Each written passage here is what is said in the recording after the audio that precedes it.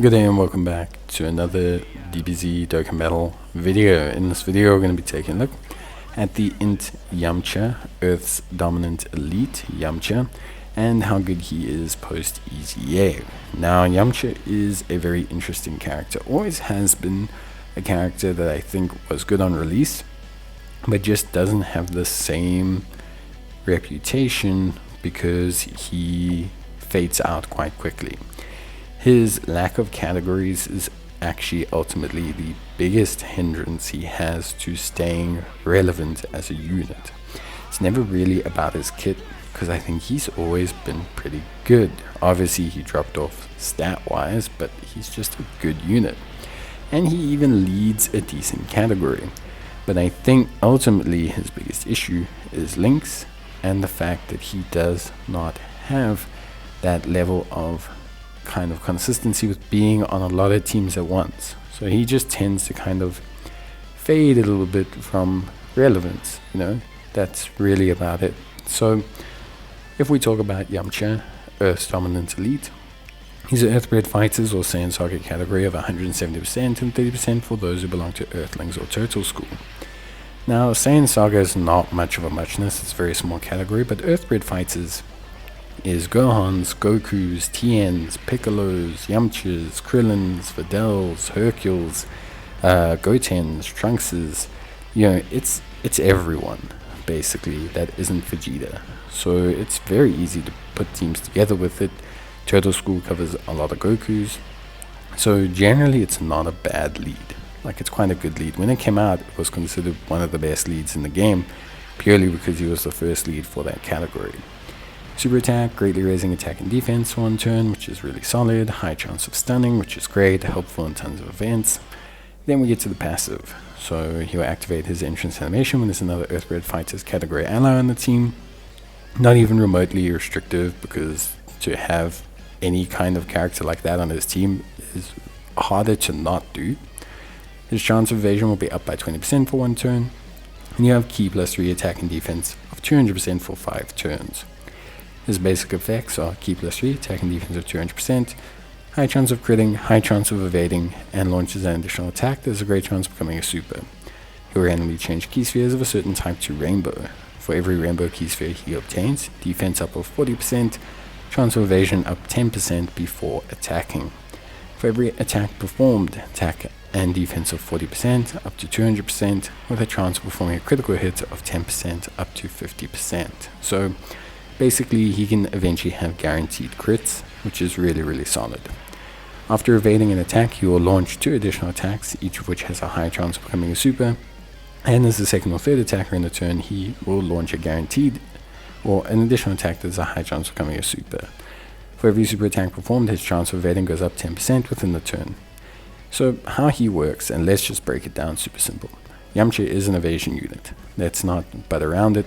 Yamcha has 50% base evasion. If you pick up 3 rainbow orbs, he will have 80% evasion before attacking.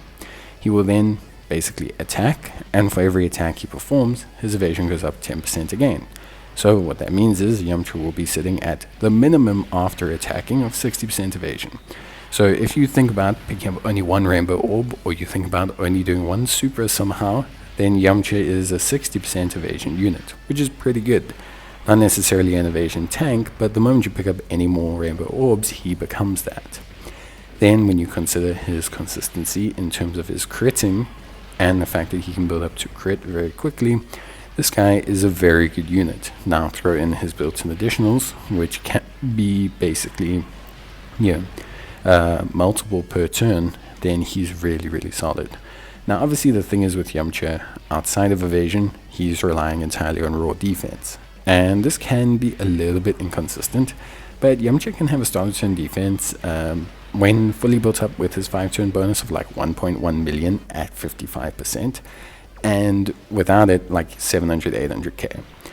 When he raises his super, his defense on super, he can push himself into the million bracket very easily post super. So it's not like his raw defense is low. It's not like he relies on evasion and has like 300-400k as like kind of his sitting threshold. Talking about a unit that sits between 800 and 1.1 million that has a high evasion threshold. In terms of damage, he's the kind of guy that does 2 or 3 supers of 20, 21, 22 when fully built up, but it's because all of those crit that generally I would say it's good damage. Like the fact that he can fire so many supers fairly consistently, and also those supers can do high crit damage or be basically guaranteed crits very quickly, means that he's very, very good. On top of that, his active skill, which can be activated after he evades 4 more attacks or when all allies are Earthgrid fighters, is very simple and does 2 things very importantly. One, it allows him to trigger his turn-based conditions, so him being in the 2nd or 3rd slot, if you use the active skill there, will also work with his 1st slot, so really, really good. And then secondly as well, you can also use it to trigger one of his passive boosts, so he immediately gets 10% already as a boost from that. So he's already quite strong as an evasion tank. So to cut a long story short, what are the hindrances to Yamcha? Because he's great, sounds amazing. Evasion tank, great damage, high crit, stuns, flexible. It doesn't have to be 1st slot, doesn't have to be 2nd, doesn't have to be 3rd. His issues are, unfortunately, that he's just Yamcha. It sounds really, really mean to say, but the only hindrance with this unit is that he's on like 4 categories. And he's got 6, but he's got very limited categories and very limited links. Other than that, I love this unit. I think he's great. The fact that he performs so well at 55%, yes, events that disable evasion are going to be a problem for him. Of course, you're not going to be able to run him as a 1st slot tank, but you can still run him fairly effectively as a 2nd or 3rd slot damage dealer. His defense after most supers will be fine, maybe not to tank supers, but to handle normals for sure. And his damage trade-off is pretty good. Obviously, my suggestion would be run him in events that give you evasion. This guy honestly is pretty much going to be a top tier evasion tank, I think, for quite a while. If you think about the fact that he makes rainbow orbs, he gives himself at least 50% evasion, can give himself with 3 rainbow orbs 80% evasion, plus whatever you have in the hidden potential system, plus also that solid level of defense, plus the damage, plus everything. I think honestly he's just very good. It's just a unit that I love the design of. I think it's a unit where they thought of how would he function before super, how will he function after. They're very distinctly different, but he's very good.